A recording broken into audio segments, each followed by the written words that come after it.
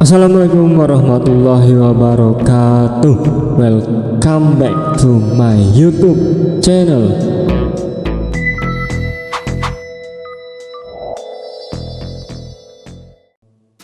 Oke guys, kita melanjutkan petualangan kita di Football Manager 2024, di mana kita kemarin sudah mendapatkan klub yaitu Blackburn Rovers. Apakah kita bisa menahkodai klub pertama kita ini menjadi lebih baik atau malah kita menjadi makin buruk? Mari kita langsung saja ke gamenya. Oke, kita sudah masuk ke menu gamenya. Jadi ketika kita sudah mendapatkan klub, di sini banyak sekali menu untuk opsi memanajerial klub tersebut. Ada inbox, informasi tentang skuad, squad planner, dynamics, dan lain sebagainya guys. Nah, sebelum kita menahkodai klub ini, mari kita cek histori klub tersebut. Untuk mengecek histori klub tersebut, kita cek ke klub info, kemudian kita cek di historinya ke klub background. Jadi klub ini yaitu Blackburn Rovers adalah klub profesional yang berada di Inggris dan sekarang bermain di Sky Bet Championship, di mana historinya klub Blackburn Rovers pernah menjuarai Liga Inggris selama 3 kali, kemudian Emirates FA Cup 6 kali, Sky Bet Championship 1 kali, Carabao Cup 1 kali, Sky Bet League One 1 kali, FA Community Shield 1 kali, dan Zenith Data Systems Cup 1 kali. Jadi kita lihat dari historinya, untuk Blackburn Rovers pernah naik turun di kasta Liga Inggris guys, pernah di Premier League, pernah di Liga 2-nya, dan pernah juga di Liga 3-nya guys, yaitu Sky Bet League One. Di sini klub kita bermain di Stadion Ewood Park yang mempunyai fasilitas training yang bagus dan fasilitas akademi yang bagus juga guys. Setelah kita mengetahui singkat tentang historinya, kita masuk ke kompetisi yang akan kita jalankan guys. Bahwa di sini kita memainkan 3 kompetisi, yaitu Sky Bet Championship, Emirates FA Cup, dan Carabao Cup. Tapi sayang sekali ketika kita baca di Carabao Cup, kita sudah tersingkir di pertandingan pertama melawan Bolton Wanderers. Sebelum itu, mari kita cek ke Club Vision. Kita cek ke Club Vision bagaimana kita akan memimpin klub ini ke depannya guys. Bahwa di sini kita ada objektivitas dari board atau manajemen guys. Jadi apa yang diinginkan manajemen terhadap kita? Yang pertama adalah sign players to sell for a profit. Jadi kita membeli pemain atau mengkontrak pemain supaya nantinya bisa dijual sebagai profit guys. Contoh, kita membeli Marcelino Ferdinand seharga 1 juta. Nah, kita bisa menjualnya ke klub lain itu 2 juta atau 3 juta, jadi kita bisa profit guys. Kemudian work within payroll budget, kita bekerja sesuai payroll budget yang ditentukan. Contohnya seperti apa guys? Nah, kita pergi ke finance. Nah, di finance di sini ditentukan payroll budget dari klub yaitu 22 juta sekian guys. Akan tetapi oleh head coach sebelumnya itu melebihi target yaitu 23 juta sekian guys. Nah, sementara board atau manajemen itu menginginkan kita supaya bekerja sesuai payroll budget yang ada. Nah, kemudian untuk objektivitas selanjutnya kita dibolehkan mengkontrak pemain di atas 32 tahun, maksimal 1 tahun kontrak guys, tidak boleh lebih. Kemudian targetnya apa guys? Targetnya di sini ada 3, yaitu avoid relegation from the EFL Championship, yaitu kita harus bisa berjuang dari zona degradasi. Bahwa kita cek di kompetisi tadi guys, kita di sini di peringkat 23, di mana kita berada di zona merah.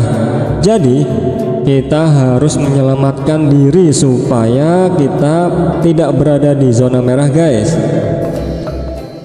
Kemudian kita bisa berkompetisi di FA Cup dan EFL Cup.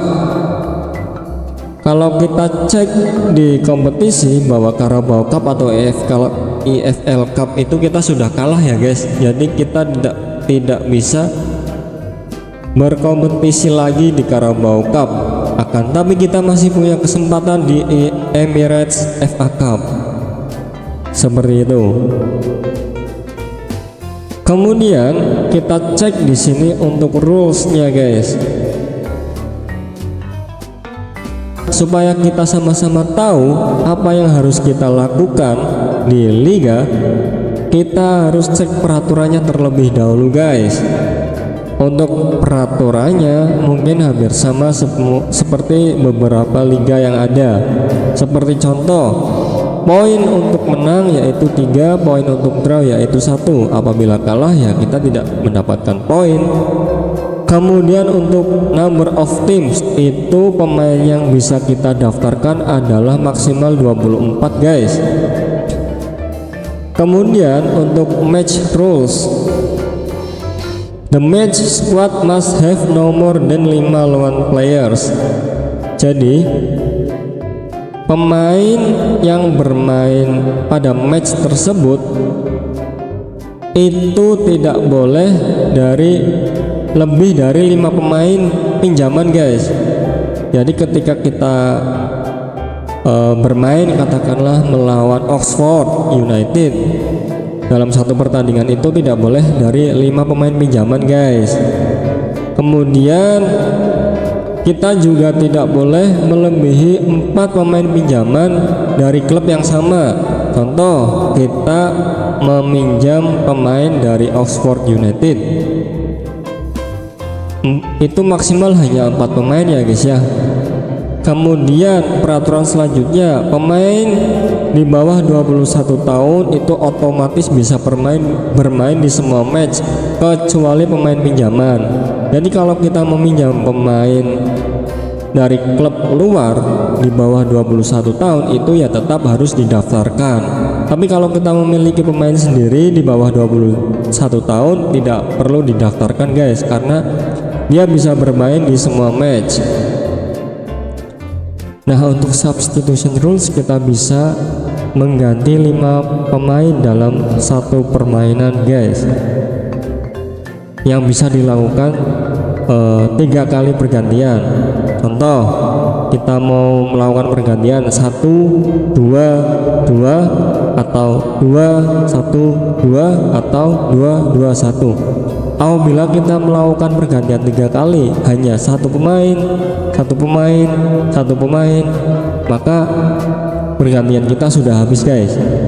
Seperti itu. Kemudian ini untuk general competition sama ya guys ya, hampir sama seperti beberapa liga. Nah, kemudian untuk peraturan izin kerja guys, untuk transfer pemain-pemain dari luar negeri yang tidak mempunyai izin kerja saat ini, itu bisa ditentukan dari beberapa poin guys. Kriterianya tergantung dengan penampilannya di internasional, kemudian penampilan di liga, atau penampilannya di kompetisi kontinental klub guys, atau di sini posisi klub liga. Nah, untuk perizinannya itu bisa menunggu selama 120 hari dan klub harus membayar biaya administrasi senilai 25.000 guys.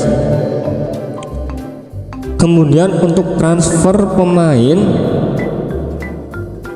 yang mempunyai izin kerja guys, sama seperti di atas, akan tetapi di sini pemain yang mempunyai potensial yang bagus guys.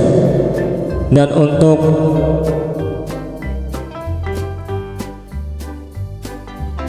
untuk registrasinya itu juga harus menunggu 120 hari guys. Untuk pemain-pemain luar negeri yang mempunyai izin kerja itu klub harus membayar administrasi senilai 6,25.000 guys. Kemudian di Liga Inggris juga ada slot ISC guys. Slot ISC itu diperhitungkan dari presentasi menit bermain para pemain yang bermain di nasional tim guys, kurang lebih dari 3 season terakhir. Nah, dalam 3 season itu apabila pemain itu bermain 35% atau bahkan lebih, maka satu klub itu bisa memiliki 4 pemain ISC. Apabila hanya 20%, maka klub tersebut hanya dibolehkan 1 slot pemain ISC. Seperti itu guys. Kalian bisa baca sendiri di sini ya. Kemudian untuk hiring foreign staff atau coach yang berada di luar Inggris. Head coach and coach should have at least a continental C license. Nah, untuk coaching staff itu minimal mempunyai lisensi C kontinental ya guys ya, seperti itu. Kurang lebih untuk aturan-aturannya masih sama seperti liga-liga yang lain ya guys ya. Mungkin untuk peraturan yang lebih detail akan kita bahas di lain waktu ya guys ya. Kemudian setelah kita mengetahui histori, kemudian kita mengetahui tentang peraturan liga, kita pergi ke squad guys. Di menu squad kita di sini bisa pilih filter, kemudian di sini kita centang not at club. Jadi kita fokus sama pemain-pemain yang berada di klub guys. Nah, pemain-pemain ini adalah pemain-pemain yang nantinya kita akan pilih menjadi starting line up. Nah, untuk starting line up di sini kita bisa cek agreed playing time saja guys, supaya bisa memudahkan memilih starting line up. Contoh seperti kiper. Di sini kita mempunyai 3 kiper, di mana statusnya 2 kiper menjadi backup dan 1 kiper menjadi first choice goalkeeper guys. Nah, dari situ kita bisa memilih siapa kiper yang akan kita mainkan guys. Kemudian di sini juga masih banyak lagi seperti fringe player, regular starter, breakthrough prospect, youngster, squad player, kemudian important player. Di sini ada juga star player. Nah, pemain-pemain seperti itu guys yang mungkin kita akan pilih untuk starting line up kita. Contoh di sini ada star player yaitu Semi. Semi kita lihat di sini statusnya star player. Kemudian untuk atributnya juga bagus, mempunyai determinasi 17, stamina juga 17, work rate juga 17. Jadi ini cocok untuk starting line up yang akan kita pilih guys. Nah, setelah kita mengecek status beberapa pemain, kita cek expired date, kontrak yang akan habis, bahwa di sini kita main di tanggal 22 Oktober 2023 beberapa pemain akan habis kontrak di tahun 2024. Contohnya ini guys, Kyle McFadden, dan masih banyak lagi pemain-pemain yang kontraknya akan habis di 2024 seperti Sam Barnes, kemudian Jalil Saadi. Nah, pemain-pemain yang akan habis kontraknya nantinya kita akan cek progres apakah dia layak untuk diperpanjang atau tidak. Lalu apabila kontrak akan segera habis dan tidak kita perpanjang, takutnya pemain itu pindah dengan free transfer guys, kita rugi guys, seperti itu. Maka dari itu alangkah baiknya untuk pemain-pemain yang akan habis kontrak langsung saja kita perpanjang kontraknya. Setelah kita membahas tentang biografi klub, kemudian kita membahas tentang rules competition, dan kita membahas tentang squad yang kita punya, selanjutnya kita akan membahas taktik yang akan kita miliki guys.